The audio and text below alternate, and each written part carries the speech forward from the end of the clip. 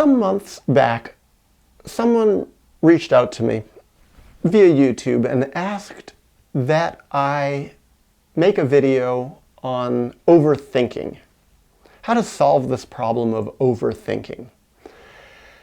And I thought about it and liked the idea, and I thought about it more, and I couldn't come up with something that I felt would really be helpful.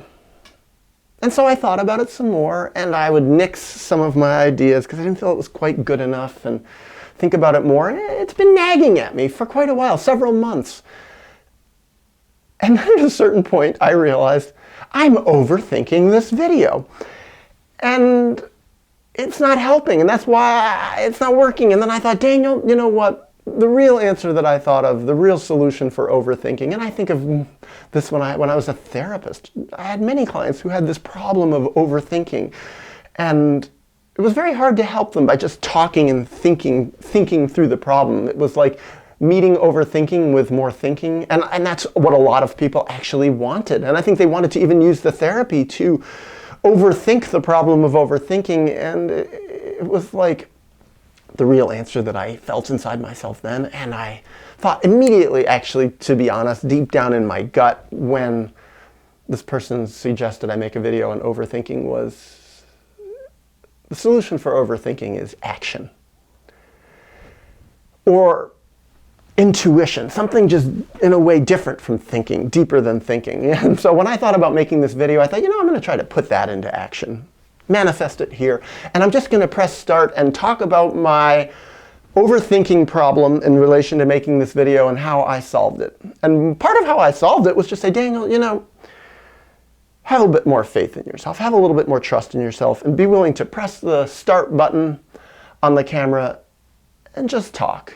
And this being an action, and don't think so much, almost like bypass the thinking process. And another thing that came to my mind right before I made this video was that there are different ways to know truth.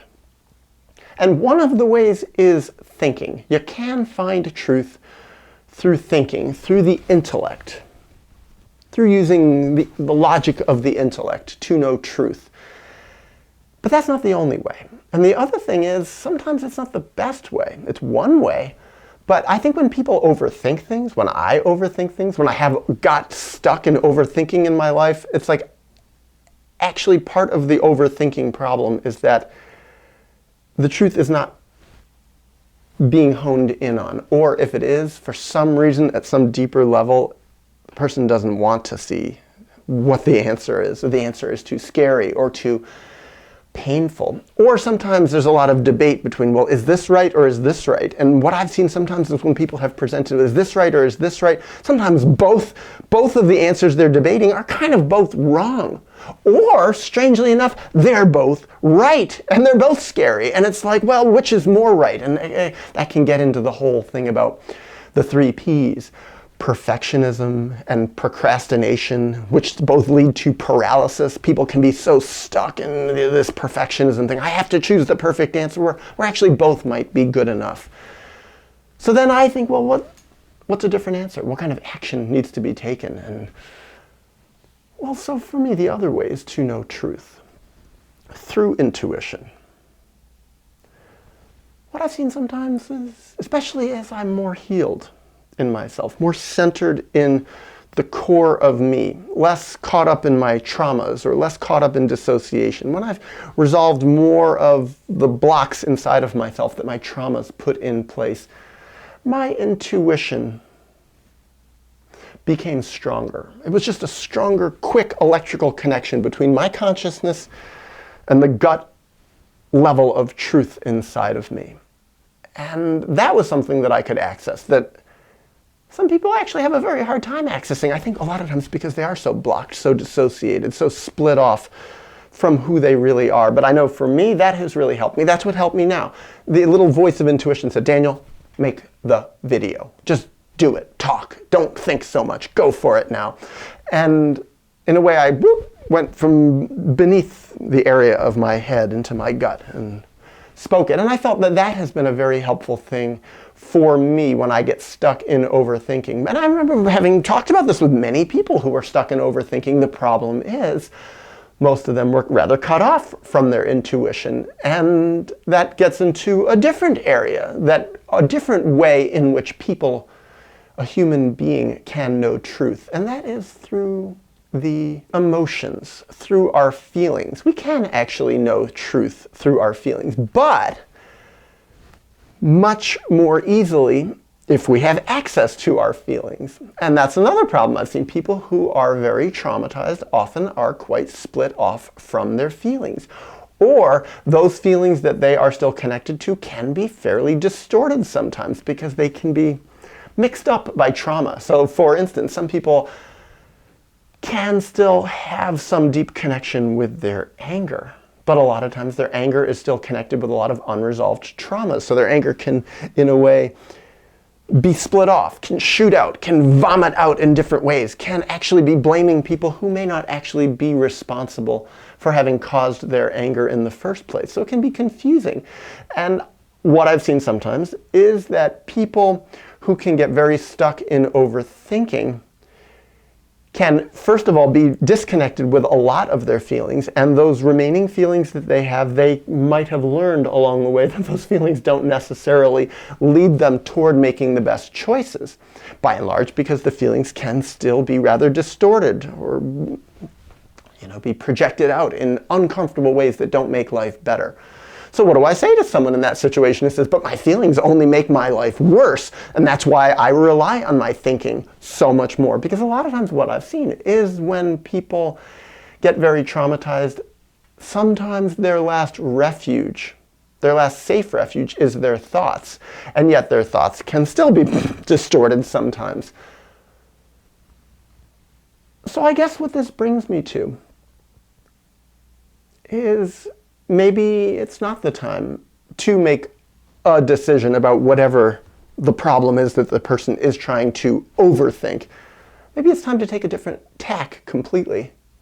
And that's when I think it's a time for engaging more in the internal healing process, working out one's own traumas, to begin to unravel one's feelings, to open the door to one's deeper sense of intuition, maybe to put one's thoughts on hold, or to put one's thoughts in a different direction toward healing, toward looking at one's history, to begin to explore one's traumas. I think a lot of times when people are trying to solve their external problems, before they have solved a lot of their internal problems, they get confused, they get stuck. Their external problems become insurmountable because the internal problems really are the priority. And it's terrifying to face those internal problems. I think sometimes getting stuck in overthinking can be a nice, big, in a way, comfortable. Even as uncomfortable as overthinking can be, it's more comfortable than facing the horror within. So that's what I think I would say. That would be my big answer for overthinking.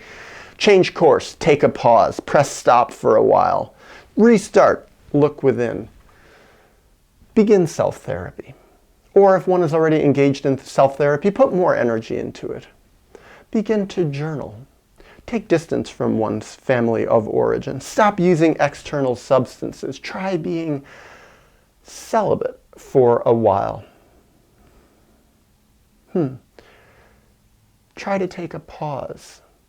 Look at better self-care. Look at one's friendships. I really think, though, the journaling for me, that was such a key in developing a new relationship with myself, a new level of honesty. I wasn't allowed to be honest in my outside life, in my external relationships, my family system. My world I lived in wasn't a world that allowed honesty, that encouraged honesty, that respected honesty. So I needed to go into myself in a much more private world. And that was really the key for the beginning of my self-therapeutic process, my self-exploratory process, to really begin to exhume and bring up all this awful stuff from my past, to take distance from. And I needed to get away from my family, get away from my town.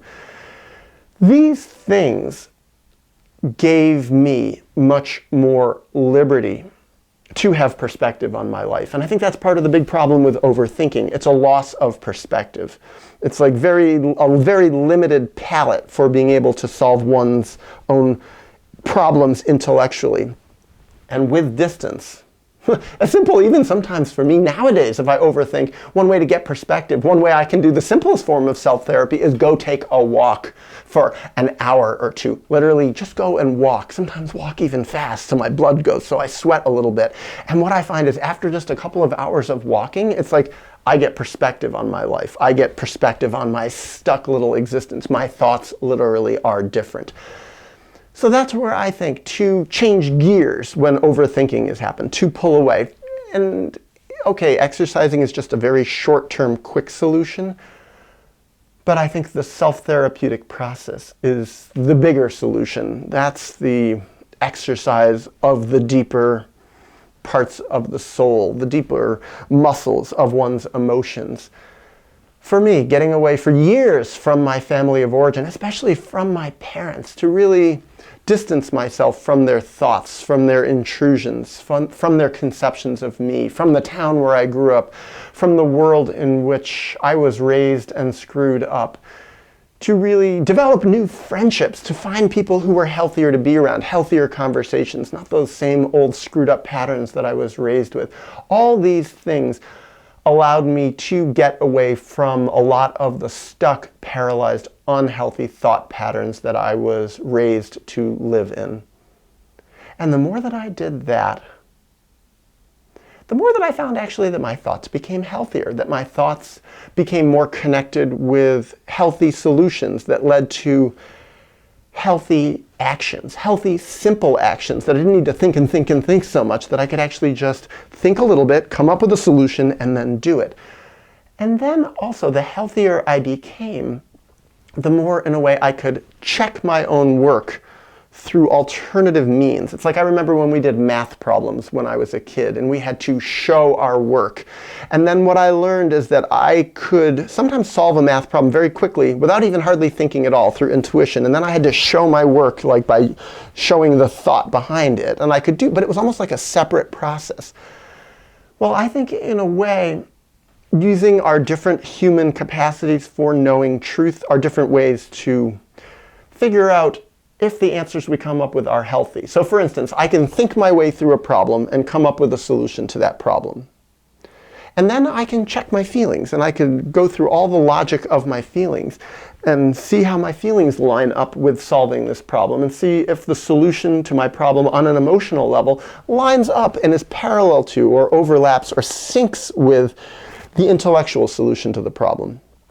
And then I can go with a third way, just simply intuitively say, what's the answer to this? Boom. And just sometimes an answer comes to my mind and see, does this line up? And if these three different ways to know truth do not line up, I can study that and say, why not? What's wrong? Is something wrong? Is my intuition off? Are my feelings off? Are my thoughts off? And this can also help me with the problem of overthinking. So to get back to this video, I think I did it. I think I actually said what I really wanted to say here. And all those months of trying to overthink how will I intellectually solve this problem, the real solution for me was to go within, to trust myself a little more, to trust the consequences of my healing process, and just to press the start button and go.